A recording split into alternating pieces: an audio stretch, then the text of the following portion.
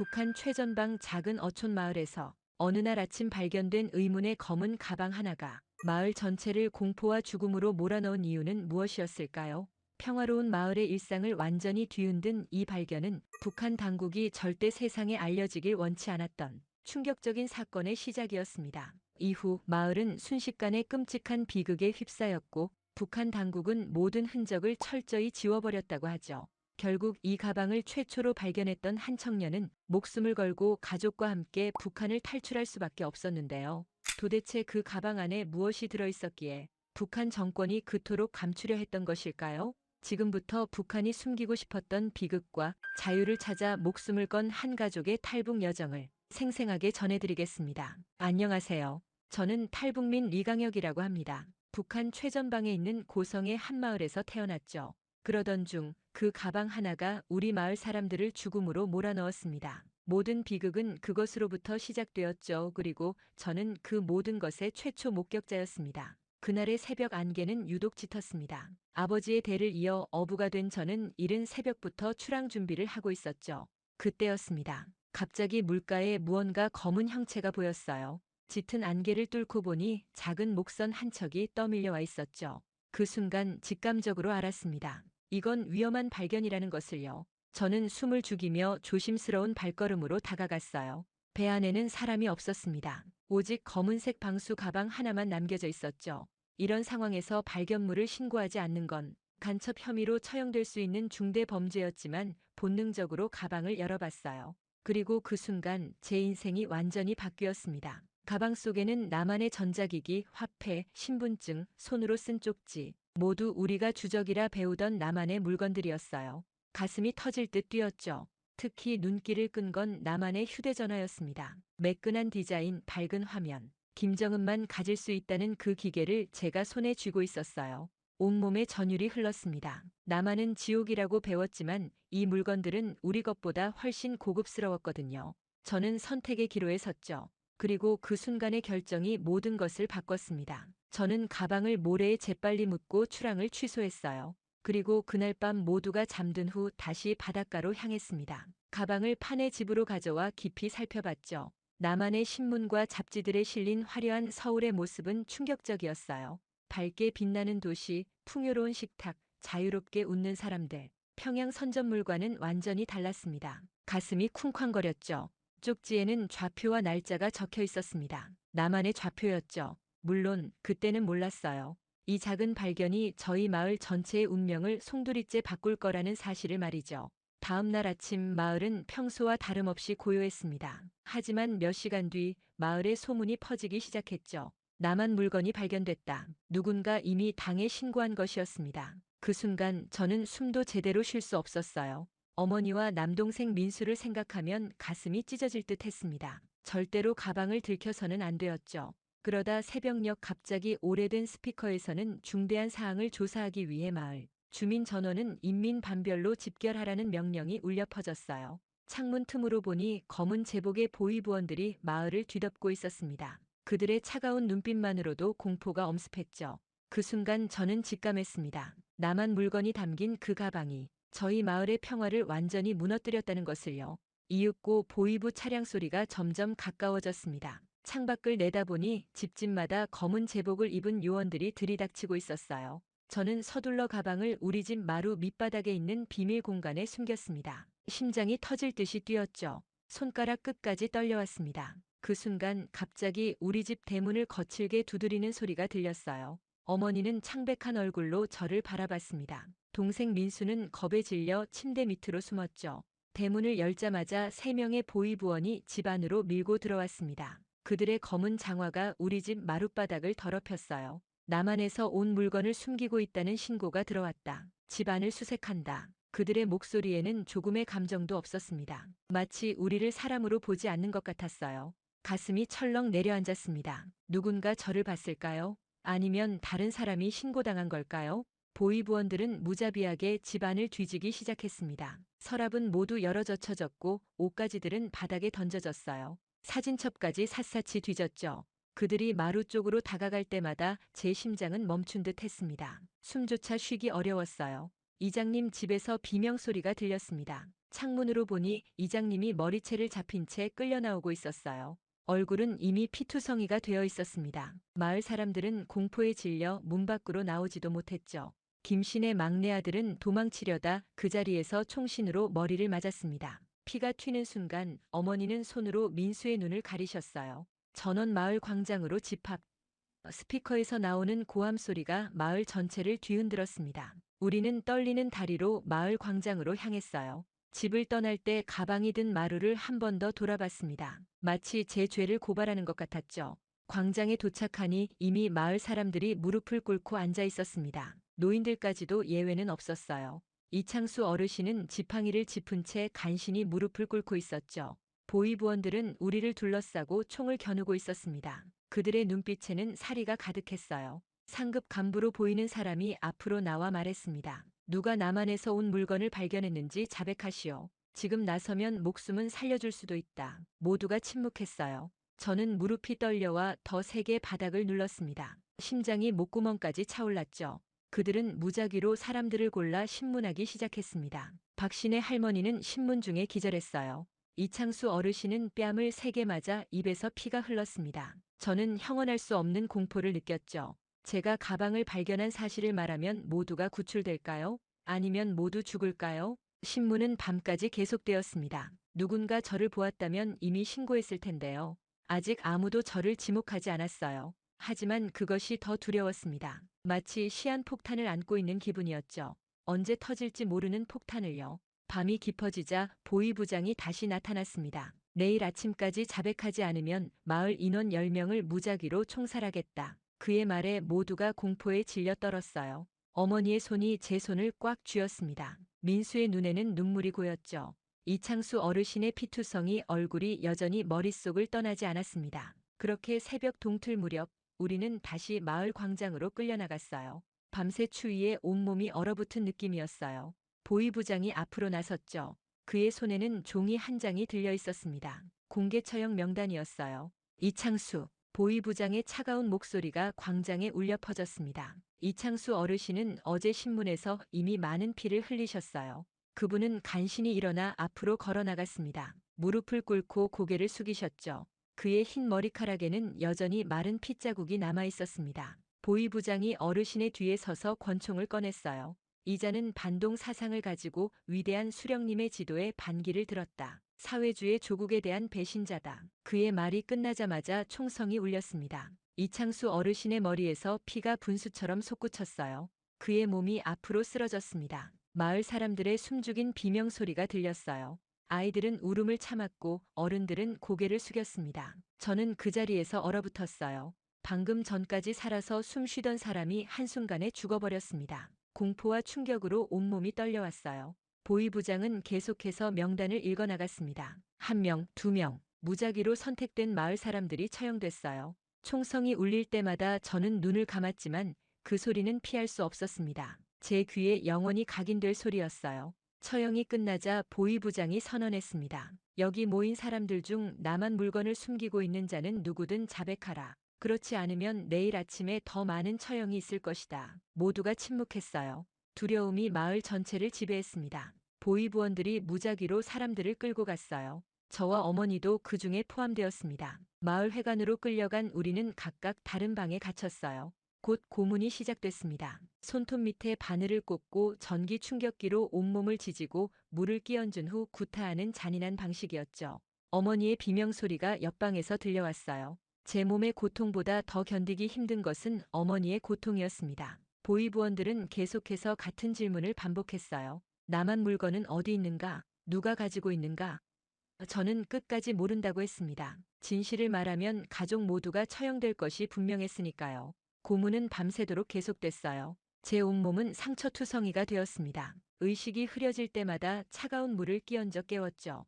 어머니의 비명소리는 점점 약해졌습니다. 살아계신지조차 걱정되는 순간이었어요. 새벽녘 보위부원들이 저를 밖으로 끌고 나갔습니다. 마을 광장에는 처형대가 또다시 설치되어 있었어요. 어머니와 민수는 이미 그곳에 묶여 있었습니다. 피투성이가 된 얼굴로도 어머니는 저를 향해 눈빛을 보내셨어요. 민수는 겁에 질려 떨고 있었죠. 어머니의 눈빛에서 저는 무언의 메시지를 읽었습니다. 살아남아라. 보위부장이 권총을 들어올렸어요. 순간 마을 입구에서 차량 소리가 들렸습니다. 보위부장의 얼굴이 긴장으로 굳었어요. 상부에서 누군가 온 것 같았습니다. 마을 입구로 검은색 승용차가 들어왔죠. 보위부장은 권총을 내리고 차량을 향해 달려갔어요. 꽤 높은 사람이 온 모양이었죠. 그렇게 우리를 지키던 보위부원들의 시선이 흐트러진 틈을 타 저는 어머니와 민수 쪽으로 달려가 묶인 밧줄을 풀기 시작했습니다. 손이 떨려 쉽지 않았지만 간신히 풀었어요. 그렇게 혼란의 틈을 타 우리는 마을 뒷산으로 도망쳤습니다. 어머니는 걷기조차 힘들어 하셨고 민수는 고문으로 얼굴이 붓고 손톱이 빠진 상태였어요. 저는 둘을 번갈아 부축하며 산속 깊은 곳으로 들어갔습니다. 보위부의 추격 소리가 점점 가까워졌죠. 우리는 숨소리조차 죽인 채 바위 뒤에 몸을 숨겼어요. 다행히 그들은 우리를 발견하지 못하고 지나갔습니다. 하지만 이제 돌아갈 곳은 없었어요. 마을로 돌아가면 확실한 죽음뿐이었습니다. 몸은 상처투성이의 체력은 바닥이었죠. 어머니의 얼굴에서 계속 피가 흘렀어요. 민수는 추위와 고통으로 계속 떨고 있었습니다. 그렇게 우리는 산속에서 이틀을 버텼어요. 산열매와 나무 껍질로 배를 채웠습니다. 어머니의 상처는 이끼로 간신히 지혈했어요. 셋째 날 저는 결심했습니다. 어차피 죽음뿐인 상황, 차라리 바다를 건너 남한으로 가자고요. 어머니는 잠시 침묵하시다 고개를 끄덕이셨습니다. 민수의 눈에는 두려움과 기대가 섞여 있었어요. 우리는 밤을 틈타 이웃 마을로 이동했습니다. 그곳에는 제가 어릴 적 알고 지내던 김씨네가 살고 있었어요.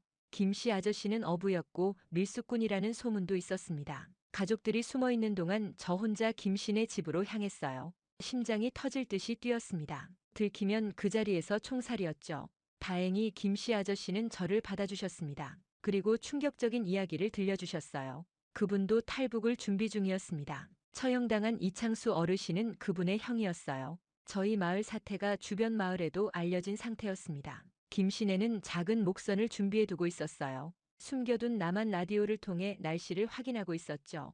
우리는 그날 밤 만났습니다. 김씨네 가족 셋, 우리 가족 셋, 총 6명이 탈북하기로 결정했어요. 물과 식량은 최소한만 준비했습니다. 나침반 하나와 낡은 지도가 전부였죠. 김씨 아저씨가 물고기 보관용 아이스박스를 깨끗이 씻어 정제된 연료를 담았어요. 저희 옷가지는 죄다 방수 비닐에 싸서 묶었습니다. 남한까지의 거리는 약 230km. 작은 목선으로는 하루 반 정도 걸릴 거라 했어요. 하지만 북한 해안경비정, 날씨 변화, 체력 문제 등 수많은 위험이 도사리고 있었습니다. 김씨 아저씨는 솔직히 성공 확률이 30%도 안 된다고 했어요. 그럼에도 우리는 가기로 했습니다. 북한에 남는다면 100% 죽음이니까요. 어머니는 떨리는 손으로 수십 년간 모은 돈을 김씨 아저씨에게 건네셨습니다. 마지막 희망을 걸고 모든 것을 맡긴 거였어요. 출발 날짜는 이틀 후로 정했습니다. 날씨 예보상 구름이 많고 바람이 약한 밤이었어요. 북한 경비정이 상대적으로 적게 돌아다니는 시간대였죠. 우리는 김씨네 창고에 숨어 이틀을 보냈습니다. 민수의 상처는 조금씩 아물어갔지만 어머니의 상태는 여전히 좋지 않았어요. 그래도 포기할 수 없었습니다. 이 길이 아니면 죽음뿐이었어요. 반드시 살아남아야 했습니다. 자유를 찾아 새로운 삶을 위해서요. 출발 당일 밤 구름이 하늘을 뒤덮었습니다. 달빛조차 없는 칠흑 같은 어둠이었어요. 김씨 아저씨는 이게 오히려 좋은 징조라고 했습니다. 북한 경비정에 발각될 확률이 낮아진다고요. 우리는 보따리를 챙기고 바닷가로 향했습니다. 민수는 발걸음이 가벼웠지만 어머니는 여전히 절뚝거리셨어요. 김씨네 막내 아들인 성호도 공포에 질린 표정이었습니다. 바닷가에 도착하니 작은 목선이 모래사장에 숨겨져 있었어요. 길이 3m 정도의 낡은 목선이었습니다. 6명이 타기에는 턱없이 작아 보였어요. 저는 불안감이 밀려왔지만 뒤로 물러설 수는 없었습니다. 우리 모두 차례대로 배에 올랐어요. 몸을 굽혀야 했고 다리를 완전히 펼 수조차 없었습니다. 바다로 나가자마자 파도가 배를 흔들었어요. 민수는 공포에 얼굴이 하얗게 변했습니다. 저는 민수의 어깨를 꼭 잡아주었어요. 김씨 아저씨는 무섭게 집중한 표정으로 노를 저었습니다. 약 30분 후 북한 해안선이 점점 멀어졌어요. 이제 시작이었습니다. 앞으로 20시간 이상 바다 한가운데를 표류해야 했어요.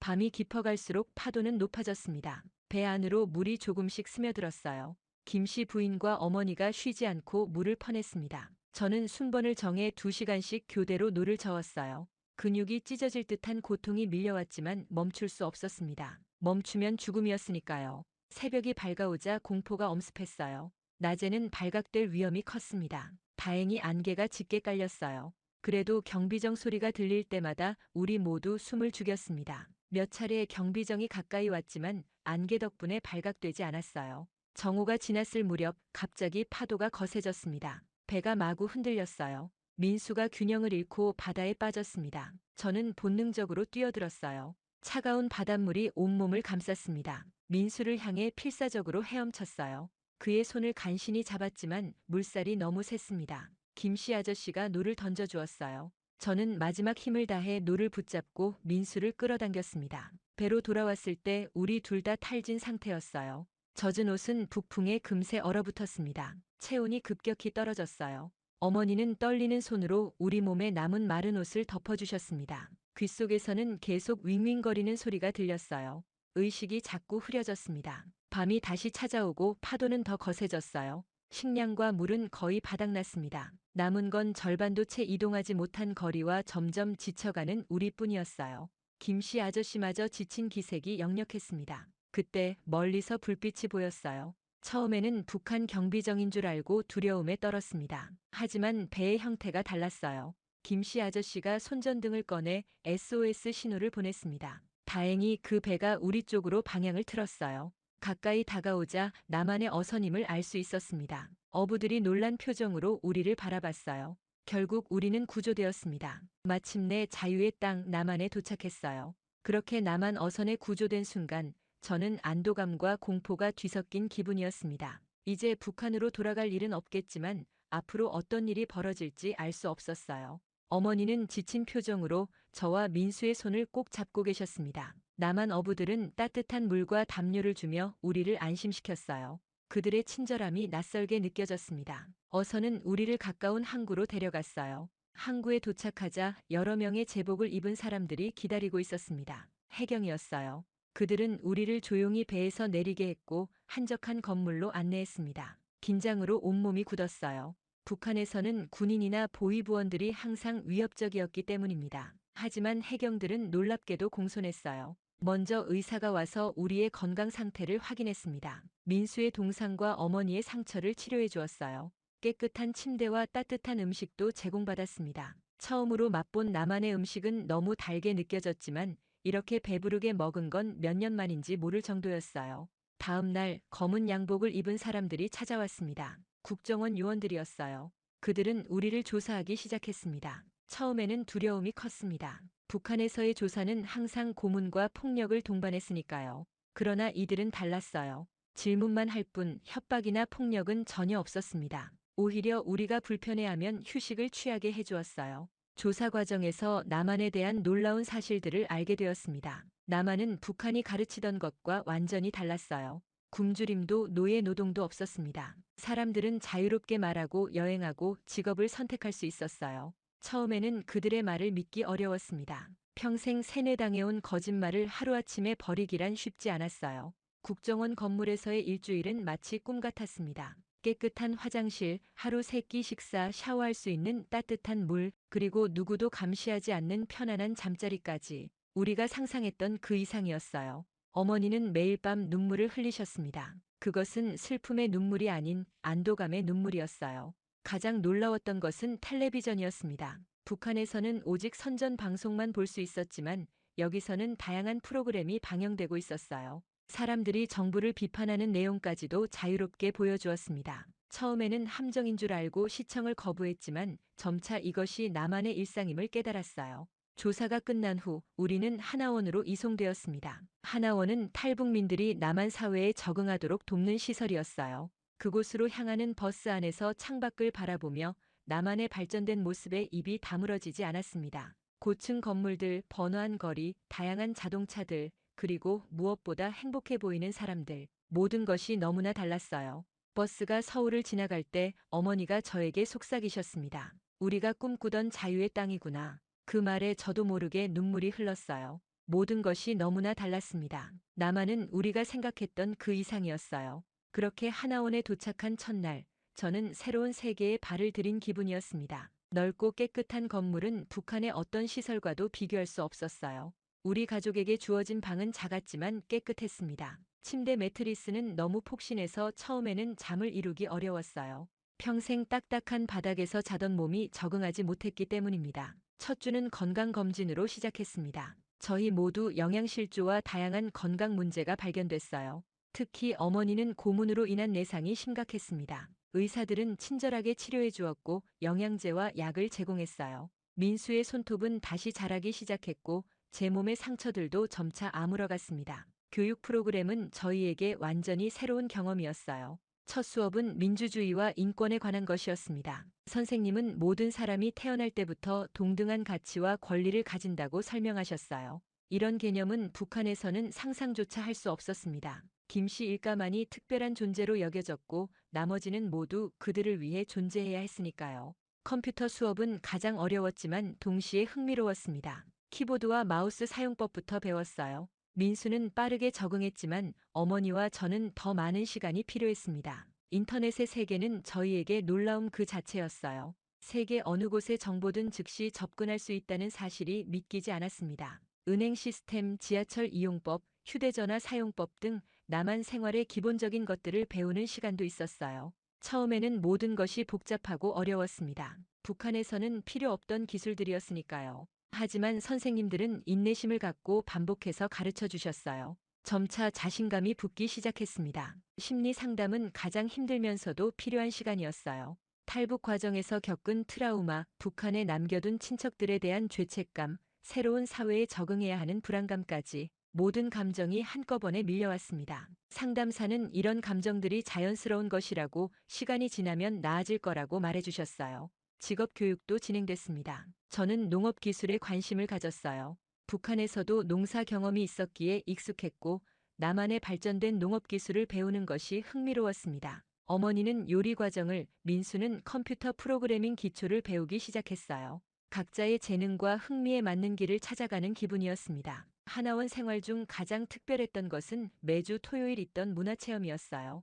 영화관, 박물관, 대형마트 등 나만의 다양한 문화시설을 방문했습니다. 처음 영화관에서 3D 영화를 볼 때의 충격은 지금도 잊을 수 없어요. 마치 물체가 눈앞으로 튀어나오는 것 같았고 민수는 너무 놀라 소리를 질렀습니다. 하나원에서 보낸 3개월은 저희에게 새로운 삶의 기반을 마련해 주었어요. 처음으로 자유롭게 생각하고 의견을 말하고 꿈을 꿀 수 있었습니다. 김씨네 가족과도 더 가까워졌어요. 같은 경험을 공유했기에 서로를 더 깊이 이해했습니다. 우리는 이제야 진정한 자유와 인권이 무엇인지 배우고 있었어요. 그렇게 하나원 졸업 후 서울 외곽의 작은 임대 아파트로 이사했습니다. 정부 지원으로 받은 첫 집이었어요. 방 2개짜리 작은 공간이었지만 우리에겐 꿈 같은 보금자리였습니다. 하지만 실제 남한 사회에 발을 내딛는 순간 하나원에서 배운 것과 현실 사이의 간극을 느꼈어요.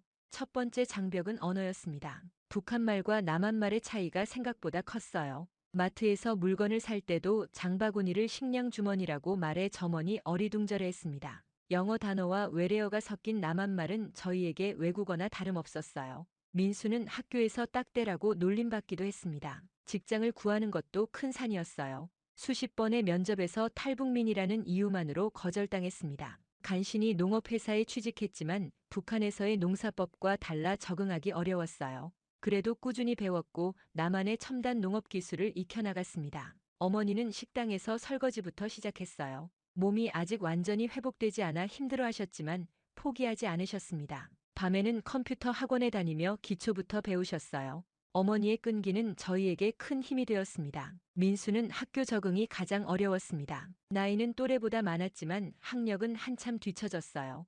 영어, 수학 같은 과목은 거의 처음 접하는 수준이었습니다. 밤늦게까지 공부하는 민수를 볼 때면 마음이 아팠어요. 그럼에도 민수는 포기하지 않고 북한 인권 동아리에도 가입해 자신의 경험을 나누었습니다. 김씨 가족과는 가끔 만나며 서로의 근황을 나눴어요. 그들도 비슷한 어려움을 겪고 있었지만 함께 이겨나갔습니다. 김씨 아저씨는 작은 철물점에 취직했고 성호는 민수와 같은 학교에 다니며 서로 의지가 되었어요. 남한 사람들의 시선도 적응해야 할 부분이었습니다. 호기심 어린 질문들, 때로는 무시하는 태도, 이해할 수 없는 동정까지. 처음에는 상처받았지만 점차 대응하는 법을 배웠어요. 우리의 경험을 진솔하게 나누면 오히려 서로 이해하게 된다는 것을 알게 되었습니다. 쉽지 않았지만 매일이 기적과도 같은 날들이었어요. 자유롭게 말하고 꿈꾸고 노력할 수 있다는 것만으로도 감사했습니다. 북한에서는 상상도 할 수 없었던 행복한 고민들이었으니까요. 그리고 남한에서의 5년이 지난 지금 우리의 삶은 완전히 달라졌습니다. 처음 왔을 때의 두려움과 혼란은 이제 자신감과 희망으로 바뀌었어요. 저는 농업회사에서 유기농 재배 전문가로 인정받게 되었습니다. 북한에서의 경험과 남한의 기술을 접목한 농법이 회사에 큰 도움이 되었어요. 작년에는 소규모 농장을 임대해 직접 농사를 짓기 시작했습니다. 어머니는 놀라운 변화를 이루셨어요. 컴퓨터를 배우기 시작한 지 3년 만에 온라인 쇼핑몰을 열었습니다. 북한 전통 자수를 응용한 소품을 판매하시는데 독특한 디자인이 인기를 끌고 있어요. 처음에는 주문 몇 개로 시작했지만 이제는 매달 수백 개의 주문을 받으십니다. 어머니의 눈빛에서 자부심을 읽을 수 있어요. 가장 큰 성취는 민수에게 있었습니다. 밤낮으로 공부한 결과 대학교 북한학과에 합격했어요. 북한에서는 상상도 할 수 없었던 대학 진학이 현실이 되었습니다. 민수는 학교에서 탈북민 멘토링 프로그램도 운영하며 후배들을 돕고 있어요. 북한 인권 관련 단체에서도 활발히 활동하고 있습니다. 김씨 가족도 안정을 찾았어요. 김씨 아저씨는 작은 철물점을 인수해 직접 운영하고 있고 부인은 분식점을 열었습니다. 성우는 컴퓨터 공학을 전공하며 IT 회사에서 인턴십을 시작했어요. 가끔 우리 집에서 모여 북한 음식을 해먹으며 추억을 나눕니다. 지난해에는 제가 처음으로 방송 인터뷰에 출연했어요. 북한의 실상과 탈북 과정, 남한에서의 정착 이야기를 전하는 기회였습니다. 방송 이후 많은 분들이 응원 메시지를 보내주셨고 학교에서 강연 요청도 받았어요. 저의 경험이 남한 사람들에게 북한을 이해하는 데 도움이 된다는 사실이 기뻤습니다. 물론 아직도 그리움과 아픔은 남아있어요. 북한에 두고 온 친척들, 친구들 생각에 밤이 새는 날도 있습니다. 통일이 되면 고향을 다시 볼 수 있을까 하는 희망도 있죠. 그때까지 우리는 자유의 소중함을 전하며 살아갈 것입니다. 이제 우리는 자유로운 삶 속에서 희망의 이야기를 전합니다. 북한에서의 고통스러운 기억은 여전하지만 그것이 우리를 더 강하게 만들었어요. 저는 농장을 확장해 더 많은 탈북민에게 일자리를 제공하고 싶습니다. 어머니는 자수 기술을 가르치는 학교를 열고자 하시고 민수는 통일을 준비하는 전문가가 되려 합니다. 우리의 이야기가 자유를 찾아 떠나는 모든 이들에게 용기가 되길 바랍니다. 이 이야기를 함께 알려주세요.